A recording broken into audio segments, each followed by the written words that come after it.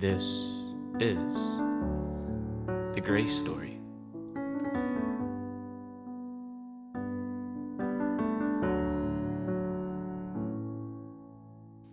You see, in the dark, freedom's price was paid. The ultimate sacrifice so that we could find grace, a pathway forged so we could feel the Father's embrace, sent the perfect man down to die on the most violent stage. He was, whipped, mocked, simply abused. And don't get confused, it wasn't simply a beating. King of kings, Lord of lords was subjected to demeaning words from the ones he cared for and created. The grace he curated was demonstrated in love. They worshipped him as he made it through Jerusalem. He was on a donkey and cruising, yet a few days removed they said crucify him. Peter himself denied him. Christ went from a triumphant ride in to slowly die.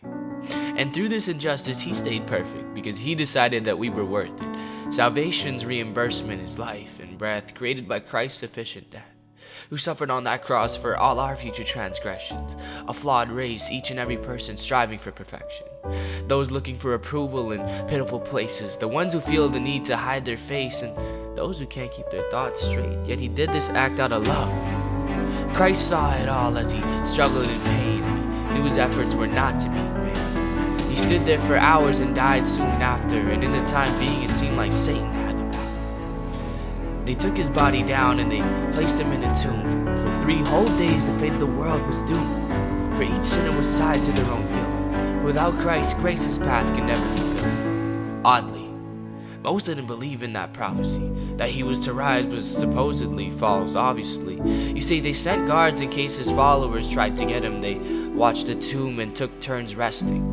And on the 3rd day's dawn, something incredible happened. Jesus' tomb was visited by Mary and Mary Magdalene. And in a flash and a bang, an earthquake began. The ground started to shake, and so did the enemy's plans. The Marys watched as an angel appeared and laid out his hands as he pushed the stone. The Marys were surprised. They looked inside, it's empty inside. The angel proclaimed, Jesus is alive. Jesus saw the Marys later that day. But he accomplished something more important, you see. He cut off all the chains, but on one condition. Not your money, wealth, or religion, but for you to live with an earnest conviction that Christ is Lord. The price was paid for, just accept him in. It's an open door. It's condemnation or grace for eternity. The choice is yours. What are you gonna choose? Shackles and battles, or do you want to be baffled daily by the Creator? In this restoration path, he was the initiator. It's now our move. So once again I ask, is it freedom or change that you choose?